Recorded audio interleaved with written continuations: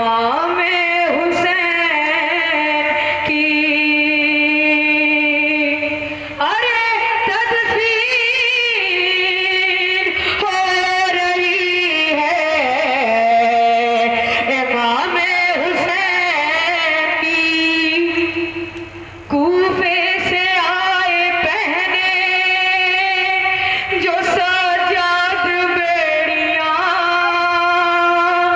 لاش حسین دیکھ کے آنسو ہوئے رواں ہاتھوں کو جوڑ کر کیا بیمار نے بیان بابا تمہاری لاش کو ڈھونڈوں کہاں کہاں کیسے کفن دوں لاش کو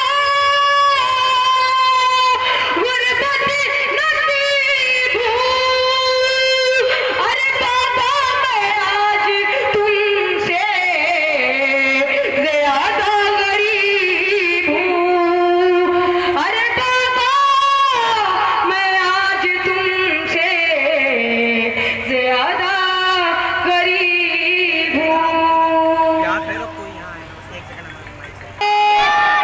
نعرہ رسالت نعرہ حیدری نعرہ حیدری ایک دو شعر مجھے پڑھنا ہے خالی کہ ایک اور بابا بلند نعرہ صلی اللہ پڑھنے دو شعر پڑھوں گا بس پیارے نبی کا پیارا نواسہ حسین ہے پیارے نبی کا پیارا نواسہ حسین ہے یہ پیارے نبی کا پیارا نواسہ حسین ہے ہم کیا ہیں انبیاء کا سہارا حسین ہے پیارے نبی کا پیارا بہت جھول کے سن لے میرے بھائی پیارے نبی کا پیارا نواسہ حسین ہے ہم کیا ہیں انبیاء کا سہارا حسین ہے یہ ہم نے کب کہا کہ ہمارا حسین ہے پھر بن کے آؤ تم تو تمہارا حسین ہے یہ ہم نے کب کہا کہ ہمارا حسین ہے پھر بن کے آؤ تم تو تمہارا حسین ہے تو کل کربلا کے دشت میں پہچانتے نہ تھے اب سب یہ کہہ رہے ہیں ہمارا حسین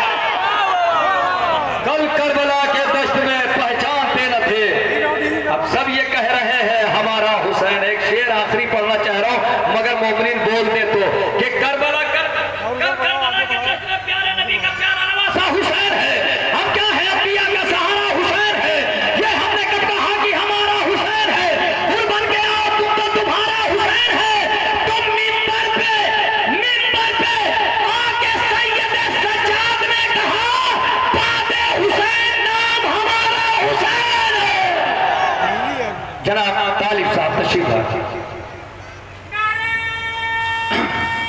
مل کر بول دیں گے تو بہتر رہے گا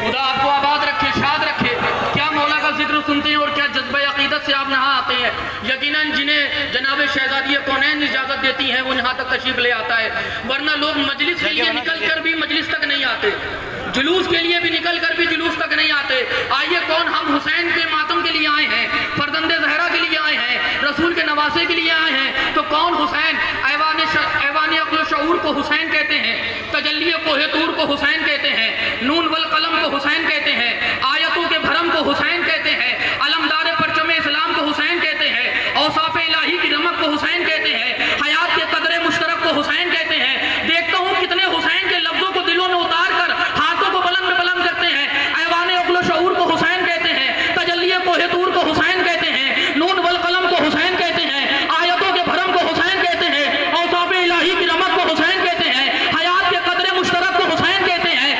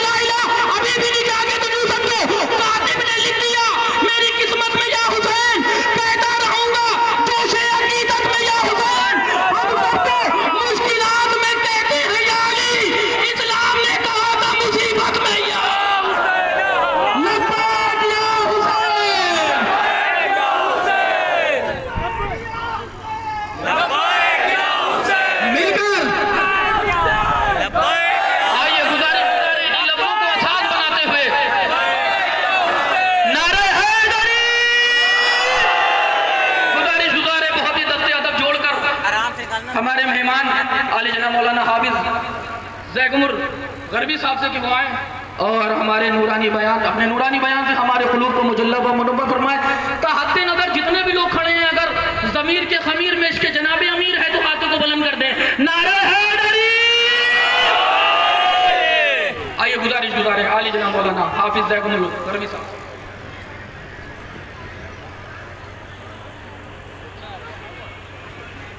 بینڈ کر دو بس، لیڈ اوپر کر دو غازی، لیڈ اوپر کر دو، لیڈ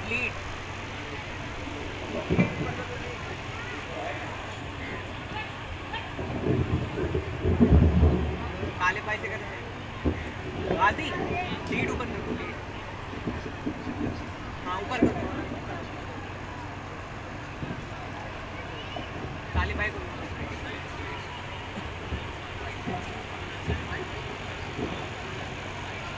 آپ ادھر پیچھے بیٹھیں سے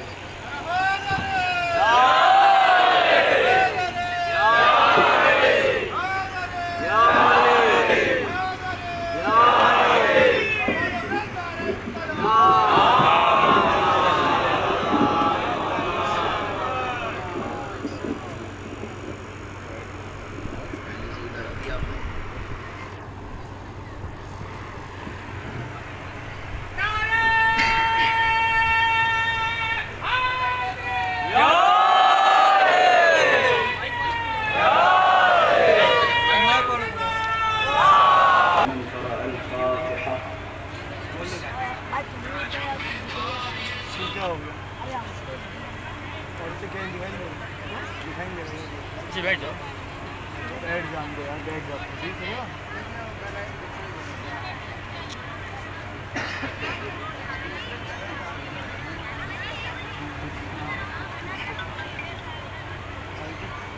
لا حول ولا قوة إلا بالله العلي العظيم. أعوذ بالله من الشيطان اللعين الرجيم. بسم الله الرحمن الرحيم. الحمد لله رب العالمين، والحمد لله الذي نور قلوبنا بمحبة علوية، والحمد لله الذي جعلنا من المتمسكين بولاية المرتضوية،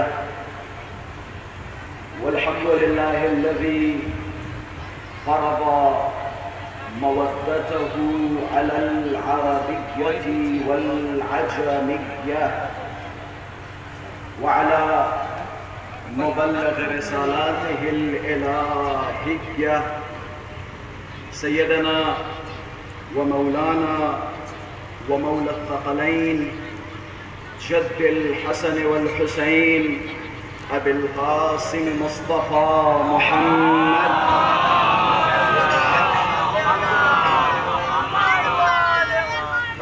اللهم صل وسلم وزد وبارك على صاحب الدعوة النبوية والصولة الحيدرية والعصمة الفاطمية والحلم الحسنية والشجاعة الحسينية والعبادة السجادية والمعاصر الباقرية والآثار الجعفرية والعلوم الكاظمية والحجج الرضوية والجود التقوية والنقابة النقوية والهيبة العسكرية والغيبة الإلهية الحجة القائمية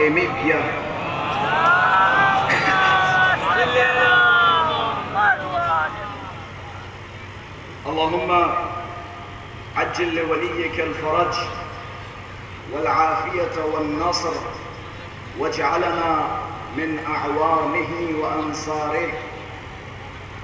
أما بعد فقد قال الله تبارك وتعالى في محكم كتابه ومتقن خطابه. بسم الله الرحمن الرحيم. ان الذين قالوا ربنا الله ثم استقاموا تتنزل عليهم الملائكة أن لا تخافوا ولا تحزنوا وأبشروا بالجنة التي كنتم توعدون صدق الله العلي العظيم. صلى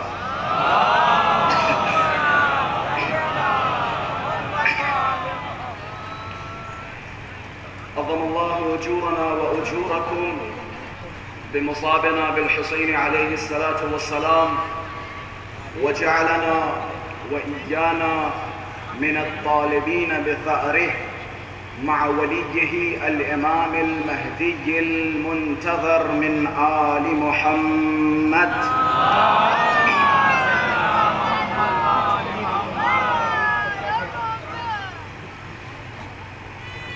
وجود ذوالجود نازنین امام زمان عجل اللہ تعالی فرجہ الشریف کی سلامتی اور حضرت کے ظہور میں تعجیل علماء کرام، مراجعین عظام، شیعیان حیدر صفدر اور آپ سب اپنی سلامتی، اہل خانہ کی سلامتی کے لیے بآواز بلند صلوات علیہ فرمائیں.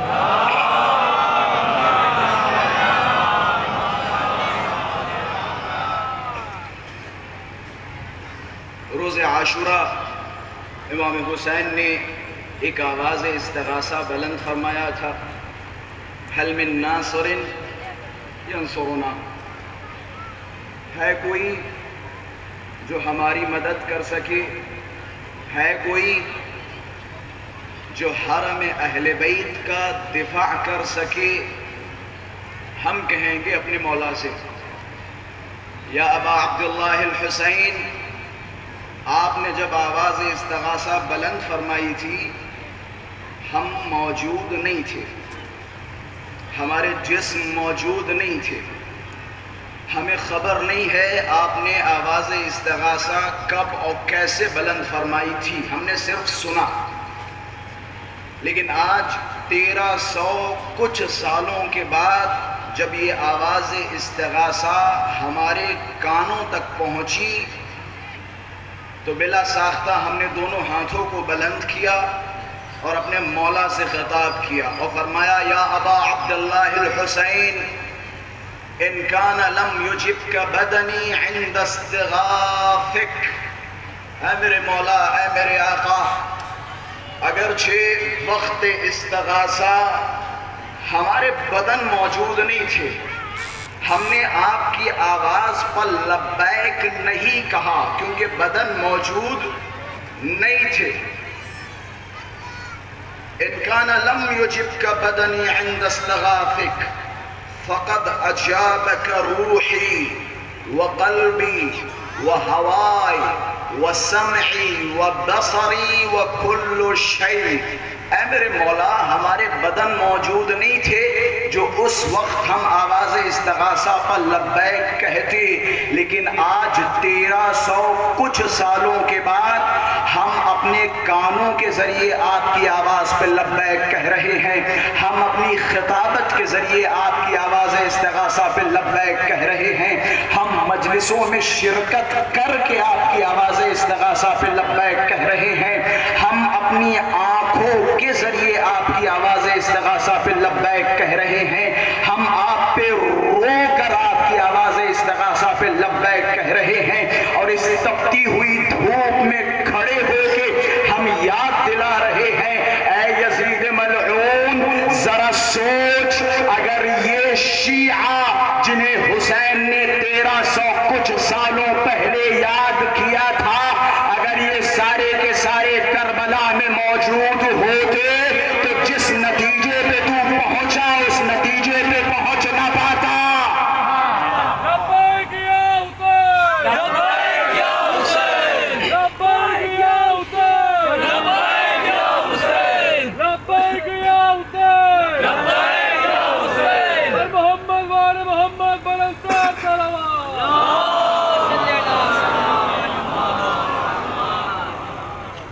ایسے شیعہ موجود ہوتے جنہیں امام حسین نے کربلا یہ معلّہ کی جلتی ہوئی ریت پہ بارہا یاد کیا. آخری اوقات میں جب سید سجاد، میں تھوڑی دیر کا مقدمہ پھر انشاءاللہ فضائل امام سجاد آپ کی خدمت میں.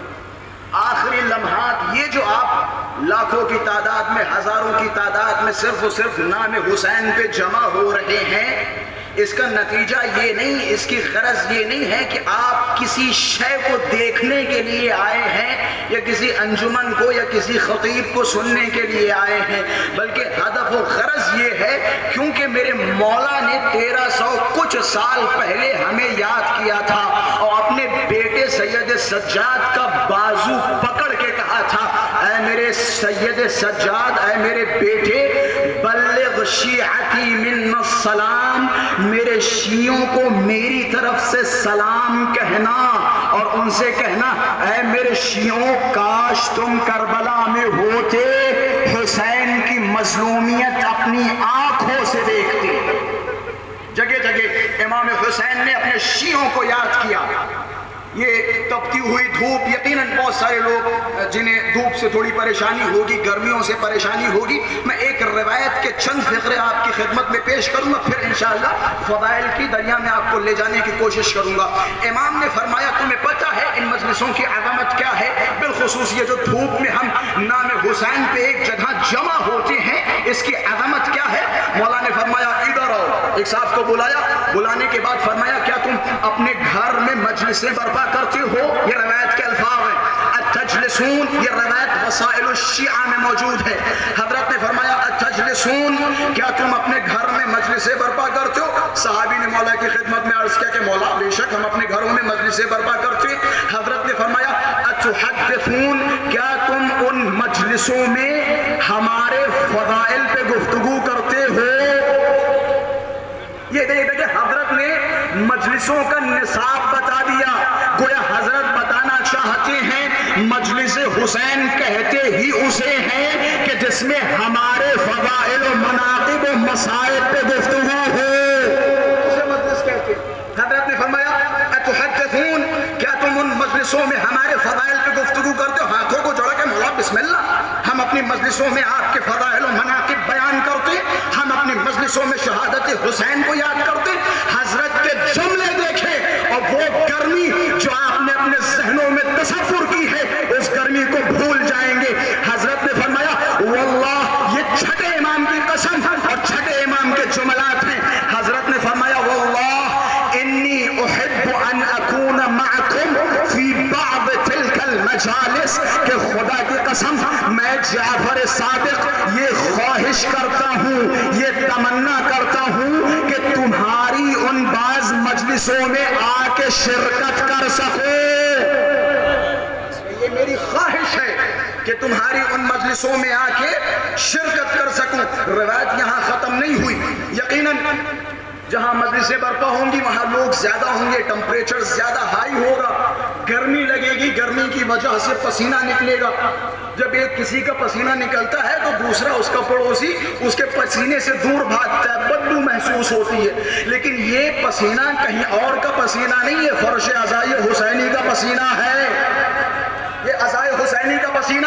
مولا کے جملات دیکھیں، کسی خطیب کی خطابت یا ذاکر کی ذاکری پہ آپ داد نہیں دیں گے، مولا کے جملات پہ. حضرت نے فرمایا سنو کہ تم مجلسیں برپا کر دو. جی مولا، کہ میری خواہش یہ ہے کہ ان مجلسوں میں آ کے شرکت کر سکوں. حضرت نے فرمایا سنو واللہ انی احب ریحکم و ارواحکم، کہ خدا کی قسم ان مجلسوں میں جب تم بیٹھتے ہو تمہارے بدن سے جو پسینہ نکلتا ہے، میں جعفر صادق خدا کی قسم کھا کے کہتا ہوں تمہارے بدن کا نکلا ہوا پسینہ مجھے پسند ہے. ایک صلوات پڑھے محمد و آل محمد کے ساتھ.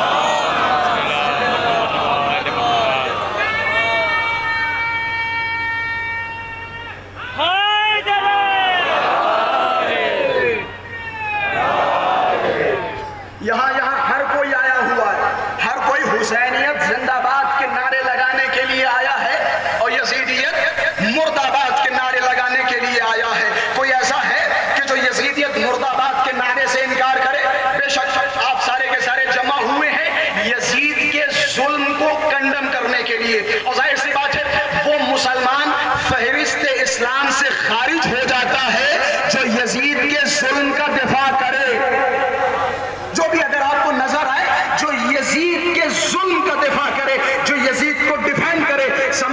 فہرست اسلام سے وہ خارج ہے. آپ لوگوں میں سے وہ مائیں بہنیں جو یزید کے ظلم کو کنڈم کرنا چاہتی ہیں، آپ اگر چاہتی ہیں کہ یزید کو پریشان کریں، یزید کو جلائیں، تو اپنے پردوں کی حفاظت کریں.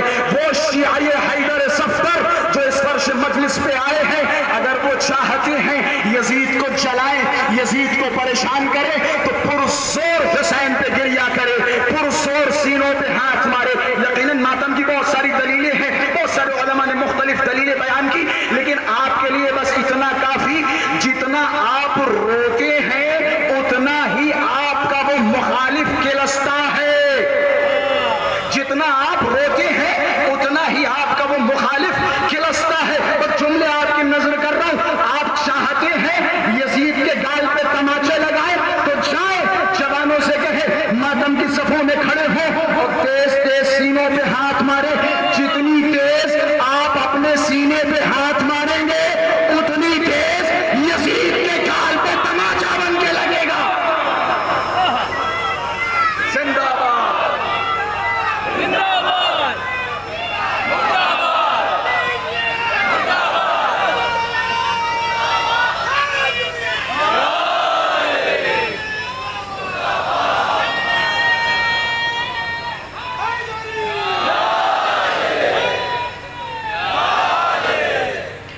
یقیناً آپ تھکے ہوئے، تھوڑا بہت تو تھکاوٹ کا احساس ہر کسی کو ہوتا ہے. یہ بھی انسانی فطرت کا تقاضا ہے کہ انسان تھک جاتا ہے، اور ظاہر سی بات ہے میں بھی تھکا ہوا ہوں. اور یہ میں کہہ سکتا ہوں کہ شاید اس مجمع میں اگر 10 سب سے زیادہ تھکے ہوئے لوگوں کی گنتی کی جائے تو ان میں سے ایک میں ہوں گا. میری آواز سے بھی آپ کو اندازہ لگ رہا ہے.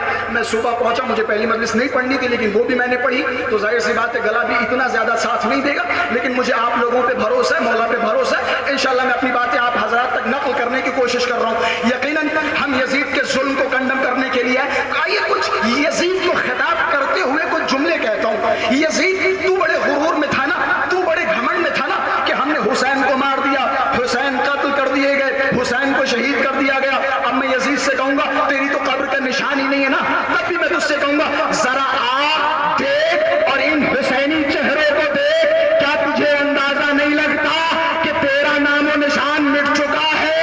حسین کا نام رہتی نسلوں تک زندہ رہے گا. یزید حسین کو مٹانے کے لیے آیا تھا. یہ میں نے جملے بارہا کہے تھے. یزید تو حسین کو مٹانا چاہ رہا ہے؟ حسین چھوڑ. وہ حسین کا غلام سیاہ جون جو ایک رات کا حسین کا ساتھی تھا، تو اسے نہ مٹا سکا، حسین کو کیا مٹائے گا؟ اور آگے بڑھوں، جون کو چھوڑ، وہ ایک رات کا مومن حسین ابن علی کے سپاہی حر کا نام مٹا نہ سکا، حسین کو کیا مٹائے گا؟ اور آگے بڑھوں، جون کو چھوڑو، حر کو چھوڑو، خدا کی قسم جس گھوڑے پہ حسین سوار ہوتے تھے تو اس گھوڑے کو مٹا نہ سکا، تو اس گھوڑے کو مٹا نہ سکا.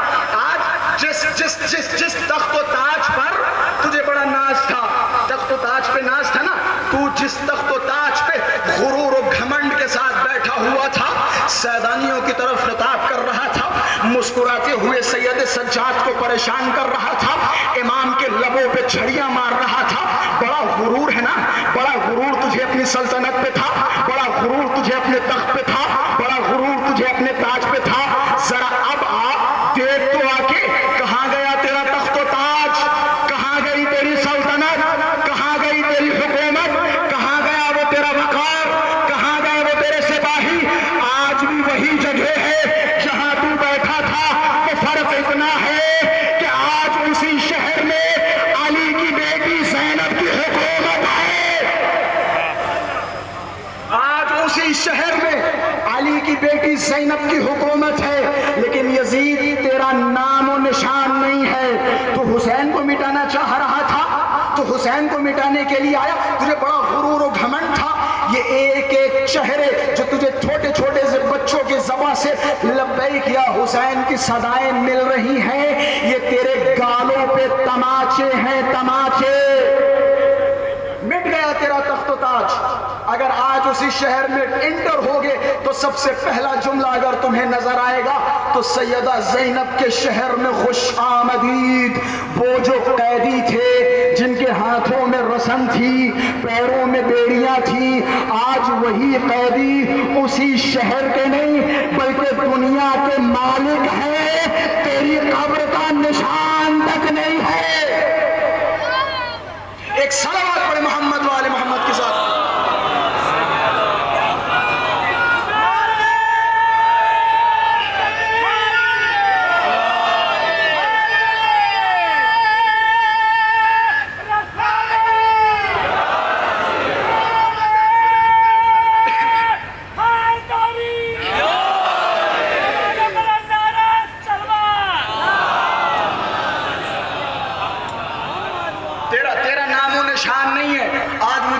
کوئی ایسا بندہ دکھا دے جو یزید کو ڈیفینڈ کرتا ہو. یزید کو وہی ڈیفینڈ کرے گا جو یزیدی نسل سے ہو. مسلمان یزید کو ڈیفینڈ نہیں کر سکتا، نہیں کر سکتا. اب اگر کوئی لمبی داڑھی والا اپنے آپ کو مسلمان کہے، یزید کو ڈیفینڈ کرے، تو سمجھ جاؤ وہ مسلمان نہیں بلکہ یزیدی ہے. یزیدی ہے. الزام تو شیعوں پہ لگاتے جناب والا، وہ امام حسین کو شیعوں نے مارا، شیعہ ہی روتے. 1400 سال سے یہی تمہارا الزام ہے. اچھا محرم آتے ہی جتنے بھی ہمارے دوست ہیں، میں دوستوں سے مخاطب ہوں بلکہ بھائیوں سے مخاطب ہوں، جتنے بھی ہمارے بھائی ہیں، محرم کا چاند نمودار ہوتے ہی چھوٹے چھوٹے سے مدرسوں میں اور چھوٹی چھوٹی سی مسجدوں میں کانفرنس ہونا شروع ہو جاتے. کس لیے کانفرنس؟ شیعوں کے خلاف. کس لیے کانفرنس؟ آزاداری کے خلاف. اچھا سب سے بڑی بدعت دنیا میں بس یہی ہے، سب سے بڑی بدعت یہی ہے. اچھا میں نے کہا کراچی میں پاکستان میں کانفرنس ہوئے، ریلیاں چلی سڑکوں پہ. میں نے کہا واہ، آزاداری آتے ہی اور محرم کا چاند نمودار ہوتے ہی تمہاری سڑکوں پہ ریلیاں نکلنے لگتی ہیں. جب اسی شہر میں شراب خانے کھولتے پھر تمہیں موت آ جاتی ہے. بھائی میرے الفاظ پہ توجہ کیجئے گا. جوئے خانے کھلتے ہیں تمہیں موت آ جاتی ہے. کہنے لگے مولوی صاحب جوئے خانے سے اتنا خطرہ نہیں ہے، شراب خانوں سے اتنا خطرہ نہیں ہے، کیونکہ انہیں پتا ہے اگر ان کا جوان بیٹا شراب خانے جائے گا تو رات کو لوٹ کے گھر پہ آئے گا، لیکن ان کا بیٹا فرش عزا پہ جائے گا تو لوٹ کے مولوی کے پاس جائے گا. لوٹ کے مولوی کے پاس جائے گا. مولوی سے کہے گا احمد تم تو کہتے تھے شیعوں نے امام حسین کو مارا. ارے شیعہ جن کے دلوں میں حسین ابن علی کی محبت کی چنگاریاں رکھی ہوئی ہیں، تم شیعوں پہ الزام لگا رہے ہو، شیعوں پہ الزام لگا رہے ہو. انہیں پتا ہے شراب خانے سے بچہ لوٹ کے گھر آ جائے گا، جوئے خانے سے بچہ لوٹ کے گھر آ جائے گا، لیکن جو بھی امام حسین کی مجلس میں جائے گا وہ حسین ابن علی کا غلام بن جائے گا. اپنے مولوی کے پاس جائے گا اور سر پہ قرآن رکھے گا اور کہے گا یاد کرو اس دن کو جس دن ہمیں اور تمہیں محشور ہونا ہے. اللہ کے اس پاک قرآن کی قسم کھا کے کہو کہ شیعوں نے امام حسین کو مارا. کھا کے کہو. اچھا یہ 1400 سالوں سے یہ بات شیعہ کہتے چلے آ رہے ہیں. اچھا اتنا آسان تو کوئی کر ہی نہیں سکتا جتنا آسان شیعوں نے کر دیا. کرے کوئی آسان؟ میں کہتا ہوں ٹھیک ہے شیعوں نے مارا. کتنا شیعوں کا بڑا کلیجہ ہے، شیعوں کا کلیجہ کتنا بڑا ہے. کہتے انسان لا یکون ایمان، کہتے انسان کا ایمان تب تک مکمل نہیں ہوتا جب تک اللہ کی راہ میں اگر کوئی انسان اللہ کا دشمن ہے، اگرچہ اس کا باپ ہی کیوں نہ ہو، وہ اپنے باپ سے بیزاری نہ کرے تب تک انسان کا ایمان مکمل نہیں ہوتا. بس جملے آپ کی نظر کر رہا ہوں. شیعوں نے مارا، تم کہتے ہو نا شیعوں نے مارا، چلو مان لیتے ہیں ہم نے تو نہیں مارا نا، یہاں بیٹھے لوگوں نے تو نہیں مارا نا، شیعوں نے مارا. ٹھیک ہے شیعہ تھے، بزرگان تھے، یا میں کہتا ہوں کوئی تھے جنہوں نے مارا جن کے اوپر شیعوں کا لیبل لگا ہوا تھا. اچھا شیعوں کا دل کتنا بڑا ہے کہ اتنی محبت حسین سے کرتے ہیں کہ آج بھی مجلسوں میں بیٹھ کے اپنے اجداد پہ لعنتیں کرنے لگتے ہیں اور کہتے ہیں لعنت ہے اس پر جس نے حسین کے قتل کیا، لعنت ہے اس پر جس نے حسین کو مارا، لعنت ہے اس پر جو حسین کے قتل میں شریک تھا، لعنت ہے اس پر جو حسین کے قتل پہ راضی تھا.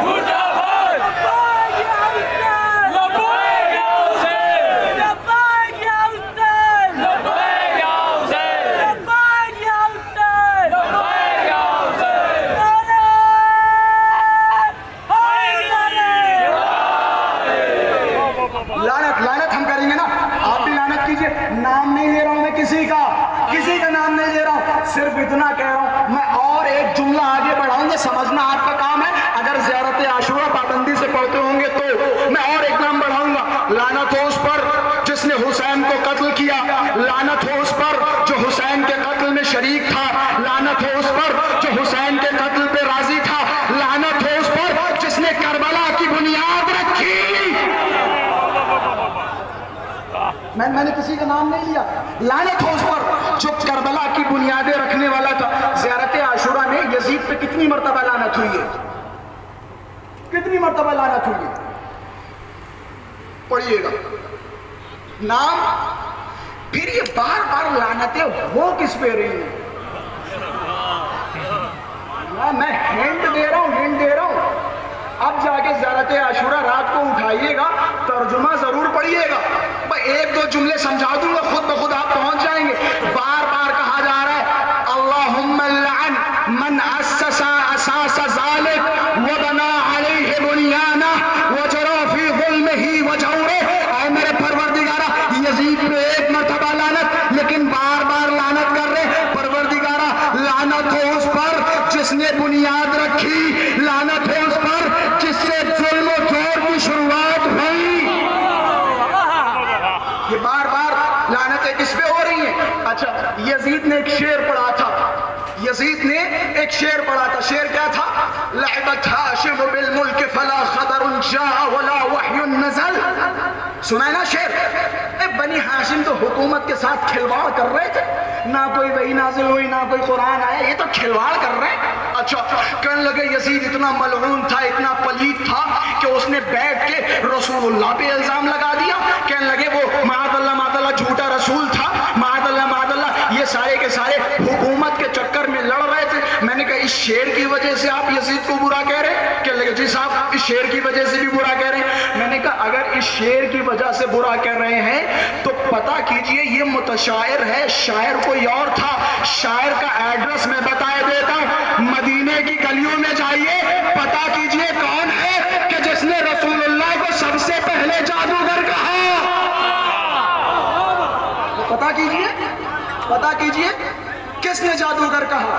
تو خلاصہ مسلمانوں سے میں نے ابھی تھوڑی دیر پہلے ایک مجلس میں جملہ کہا تھا، ظاہر سی بات ہے لوگ زیادہ ہیں، میں چاہ رہا ہوں یہ پیغام زیادہ سے زیادہ لوگوں تک پہنچے. ہم ہمیشہ عزاداریوں پہ انگلیاں اٹھاتے رہتے ہیں، جناب والا وہ ایسا کیوں، وہ ایسا کیوں. یہ ہمارے بھائی ہم پہ انگلیاں اٹھاتے، محرم آتے چیخنا پیٹنا شروع ہو جاتا ہے، محرم آتے یا حسین کرنا شروع ہو جاتا ہے، محرم آتے سینوں پہ ہاتھ مارنا شروع کر دیتے. میں ہاتھوں کو جوڑ کے، میں کھل کے جملے کہہ رہا ہوں، ہاتھوں کو جوڑ کے مسلمانوں کی خدمت میں التماس کر رہا ہوں. اے میرے پیارے مسلمانوں، جتنی انگلیاں تم یزید کے ظلم پر، جتنی انگلیاں، اے میرے پیارے مسلمانوں، جتنی انگلیاں تم امام حسین کی عزاداری پہ اٹھا رہے ہو، جتنی انگلیاں تم حسین ابن علی کے رونے پہ اٹھا رہے ہو، اتنی انگلیاں اگر یزید کے ظلم پہ اٹھائی ہوتی تو آج دامن اسلام پر دہشت گردی کا دھبا نہ ہوتا. اگر یزید کے ظلم کو کنڈم کرتے تو آج مسلمانوں کو آتنکوادی نہ کہا جاتا. یاد رکھو، تم کیا سوچ رہے ہو یہ الزام کسی نے ہم پہ لگایا؟ وَيَمْكُرُونَ وَيَمْكُرُ اللَّهُ، انہوں نے مکر کیا، اللہ نے ایک جال بچھا دیا. تمہارا مکر تھا حسین کو مارنا، اللہ کا جال ہے تا زندگی تمہیں رسوا کرنا. اللہ نے تمہیں رسوا کیا ہے. تم امام حسین کے قتل پہ تمہارے ضمیر مر چکے، تم شیعوں کے بغض میں یزید کو ڈیفینڈ کر رہے ہو، یزید کا دفاع کر رہے ہو. کھل کے میدان میں آؤ، یزید کے ظلم کو کنڈم کرو، یزید کے ظلم کے خلاف آواز بلند کرو، حسین کا ساتھ دو، مظلومین کی حمایت کرو. وَإِلَّا تا زندگی اسی طرح سے رسوا ہوتے رہیں گے. یہاں بھی ذلیل و رسوا ہوں گے، وہاں بھی ذلیل و رسوا ہوں گے. اگر تمہیں حسین ابن علی رسول اللہ کو چہرہ دکھانا ہے تو آؤ، امام حسین پہ انگلیاں اٹھانے کی ضرورت نہیں ہے جناب والا۔ وہ ہوتا یہ ہے، کہنا ہمیں چاہیے تھا کہیے بیٹھے، پوچھنا ہمیں چاہیے تھا پوچھئے بیٹھے، سوال ہمیں کرنا چاہیے تھا سوال یہ کر بیٹھے۔ یہ ہم سے سوال کرتے جناب والا آپ روتے کیوں ہیں، آپ ماتم کیوں کرتے ہیں؟ کرنا ہمیں چاہیے تھا کہ آپ کیوں نہیں روتے، آپ ماتم کیوں نہیں کرتے؟ ارے حسین تو نبی کا نواسا تھا، آپ کیوں نہیں روتے، آپ کیوں نہیں روتے؟ بھائی الزام لگانا ہے لگاتے چلے جاؤ کہ یہ جناب زینب کی بد دعا ہے شیعوں کے لیے۔ جوانوں سنیے گا، یہ جناب زینب کبریٰ کی بد دعا ہے شیعوں کے لیے۔ کیسی بد دعا؟ کہ جناب زینب نے بد دعا کی تھی کہ تا زندگی یہ قوم روتی رہے گی۔ میں نے کہا بد دعا کہتے کسے؟ بد دعا کہہ سکتے ہیں عذاب، عذاب کسے کہتے ہیں؟ بھائی یہ کیفیت ایسی ہے جو بچہ بھی محسوس کرے گا بوڑھا بھی محسوس کرے گا۔ عذاب کسے کہتے ہیں؟ جس میں درد ہو، الم ہو، تکلیف ہو، پریشانی ہو، اسے کیا کہا جاتا ہے؟ عذاب۔ میں پہنچانے کی کوشش کر رہا ہوں، یہیں سے پہنچ جائیے گا۔ الزام کیا ہے کہ یہ شیعوں کے لیے عذاب ہے، زینب کبریٰ کی بد دعا ہے، لہٰذا یہ بد دعا یہ ہے کہ تا زندگی یہ روتے رہیں گے۔ اس کا مطلب یہ ہے کہ وہ کہنا چاہ رہے ہیں کہ یہ رونا ہمارے لیے عذاب ہے۔ میں ہاتھوں کو جوڑوں گا اور کہوں گا واہ کیا خوبصورت عذاب ہے۔ عذاب کہتے ہیں اسے ہیں جس میں تکلیف ہو، جس میں درد ہو، جس میں الم ہو، لیکن تعجب کی بات تو یہ ہے کہ یہ کیسا عذاب ہے؟ روتے ہم ہیں، سکون ہمیں ملتا ہے، تکلیف تمہیں ہوتی ہے۔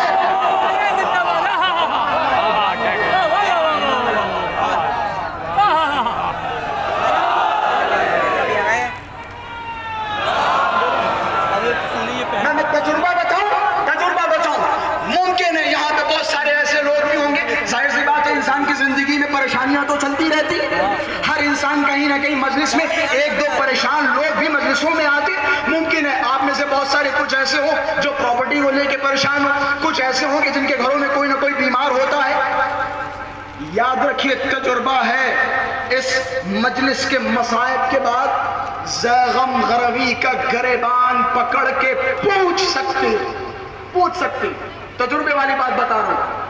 آپ لاکھ پریشانیوں کو لے کے آئیں اور اس فرش عزا پہ بیٹھی حسین پہ گریا کریں، آنسو بہائیں۔ جب فرش عزا سے اٹھو گے تو پریشانی چھوڑ کے جاؤ گے، سکون لے کے جاؤ گے، سکون لے کے جاؤ گے، سکون۔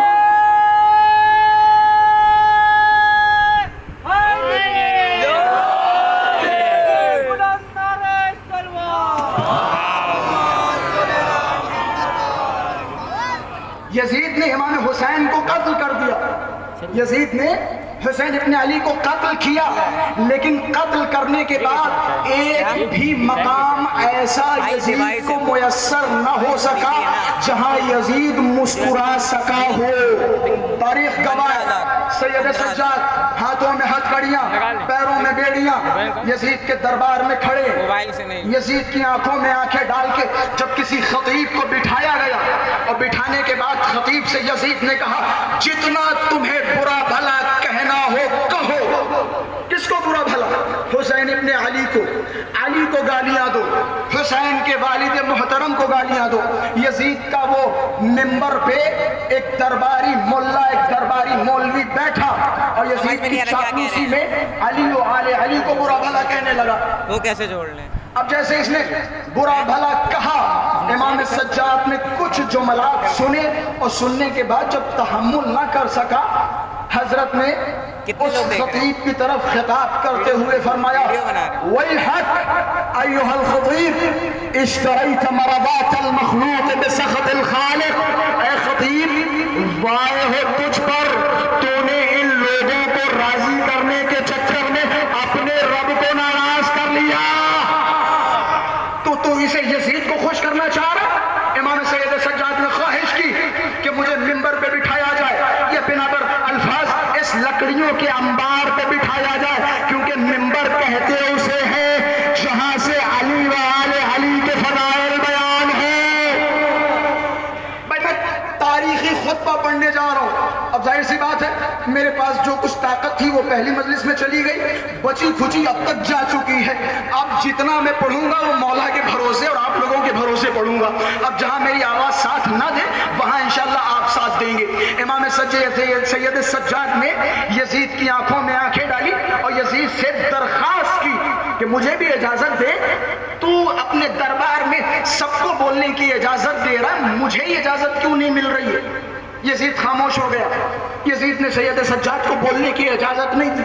معاویہ بن یزید جو یزید کا بیٹا تھا آگے بڑھا، اپنے باپ سے کہنے لگا بیمار ہے، ہاتھوں میں ہتھکڑیاں ہیں، پیروں میں بیڑیاں ہیں، گلے میں طوق ہے، قیدی ہے، اس کے گھر میں اتنے جنازے اٹھ چکے، پھر تم ڈر کیوں رہے ہو؟ بس خطبہ پڑھنے جا رہا ہوں، تم ڈر کیوں رہے ہو؟ عجب نہیں، مولا کا وہ فرمان یاد آ گیا، انہو زق العلم زقاً۔ یزید کو پتا تھا یہ وہ گھرانہ ہے جہاں بچوں کو چڑیوں کی طرح، جس طرح سے ایک چڑیا اپنے بچے کو دانا چباتی ہے، اسی طرح علی ابن ابی طالب نے اپنی نسل کو گھٹیوں کے ذریعے علم دلایا ہے۔ یزید کو پتا ہے یہ اس گھرانے سے تعلق رکھتے ہیں کہ جہاں بچپنے میں کھانے کی جگہ علم سے سیراب کیا جاتا ہے۔ یزید کو پتا تھا اگر سید سجاد نے اپنی زبان کھولی تو یہ جو ماحول یزید کے پرو ماحول ہے یہ یزید کے خلاف ہو جائے گا۔ یزید جانتا تھا اب جب دربار میں سب نے اصرار کیا، ارے اجازت دے دو، قیدی ہے، بیمار ہے، لاچار ہے، یہ کہے گا تو کیا کہے گا، کرے گا تو کیا کرے گا۔ اب جب یزید نے دیکھا کہ سارے اس کے خلاف ہیں، یزید نے کہا ٹھیک ہے جاؤ بسم اللہ خطبہ دو، جو تمہیں بیان کرنا ہو بیان کرو۔ امام اس لکڑیوں کے انبار پہ سوار ہوئے، امام نے لوگوں کو خطاب کیا، یزید کو خطاب نہیں کیا۔ بس جملوں پہ غور کیجئے گا، یزید کو خطاب نہیں کیا، کیونکہ امام کو پتا ہے ارے جس کے ہاتھ کسی امام معصوم کے خون میں رنگے ہوں اللہ ان دلوں کو ہدایت نہیں دیتا،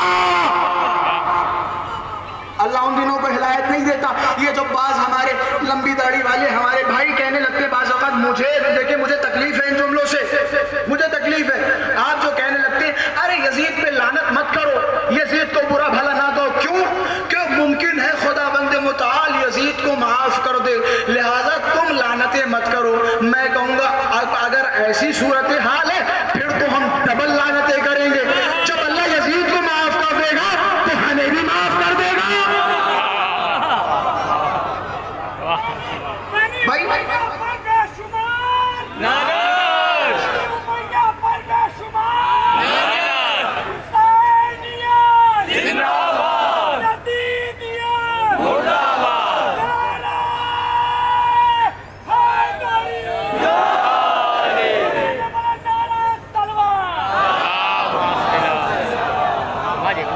بس میں جلدی اپنی باتوں کو سمیٹنے کی کوشش کر رہا ہوں۔ مولا نے لوگوں کی طرف دیکھا اور فرمایا ایھا الناس اعطینا ستا وفضلنا بالسبع۔ لوگوں غور کرو، خدا نے ہمیں 6 فضیلتیں عطا کی ہیں اور 7 چیزوں کے ذریعے دوسروں پر فضیلت عطا فرمائی ہے۔ حضرت فرمایا سنو، اعطینا العلم والحلم والسماحہ والفصاحہ والشجاعہ والمحبہ فی قلوب المؤمنین۔ یہ آخری والا جملہ یاد رکھیے گا، اپنے دلوں کی حرارت کو جگائیے گا۔ مولانا کا سنو اے لوگوں، اللہ نے ہمیں 6 چیزوں سے نوازا ہے۔ پہلا، اللہ نے ہمیں علم سے نوازا، حلم سے نوازا، شجاعت سے نوازا، فصاحت سے نوازا، بلاغت سے نوازا۔ اے یزید، ایک چیز ایسی عطا کی جو ہمارے علاوہ کسی کو عطا نہیں کی۔ یزید، اللہ نے ہماری محبت مومنین کے دلوں میں رکھی ہے،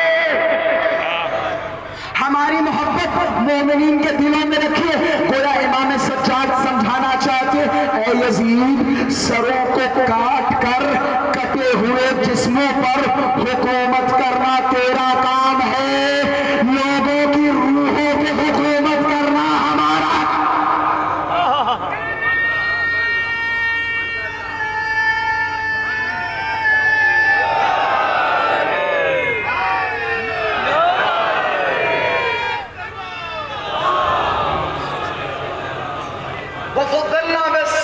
सात चीजों के जरिए से हमें फजीलत दी है। तू जरा अपना शजरा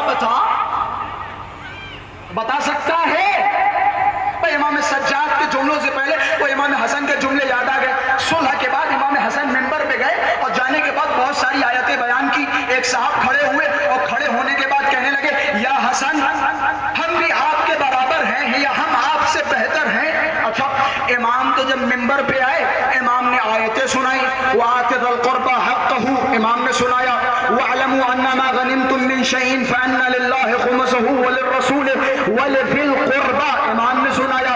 इन्नमा युरीदुल्लाहु लियुज़हिबा अन्कुमुर रिज्स, इमाम ने सुनाया। या अय्युहर रसूल बल्लिग़ मा उन्ज़िला इलैका मिन रब्बिक, इमाम ने सुनाया। सारी कुरान की आयतें इमाम हसन सुना रहे। ये साहब खड़े होकर कह रहे, हम आपसे अफजल हैं, हम आपसे बढ़कर हैं। मैं हाथों को जोड़ के इशारे इशारे में बात पहुंचाने की कोशिश कर रहा हूं। इनके पास कुरान की आयतें थी, इन्होंने बेउनवान दलील सुना दी। अगर तुम्हारे पास भी कुछ है तो तुम भी सुना दो। मैं नहीं समझे, इनके पास है लेकिन ये सुना नहीं रहे। भाई क्या कुरान में इनके बारे में कुछ है नहीं? है या नहीं? इनके बारे में है लेकिन सुनाने से डरते। अमा उनके बारे में तो है।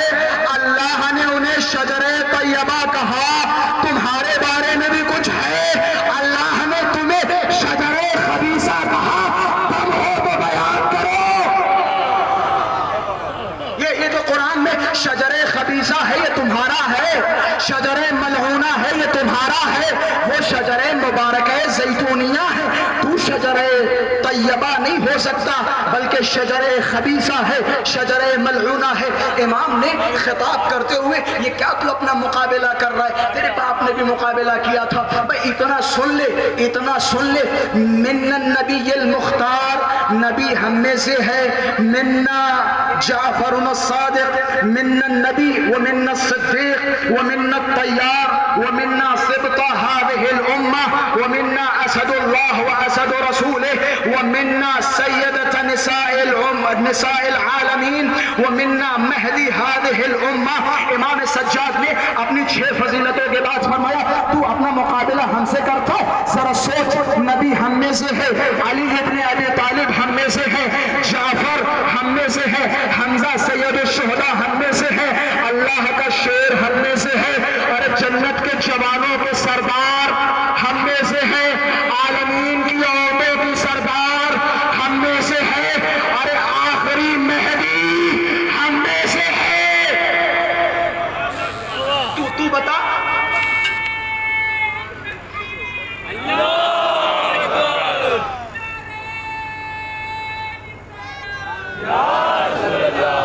मौला की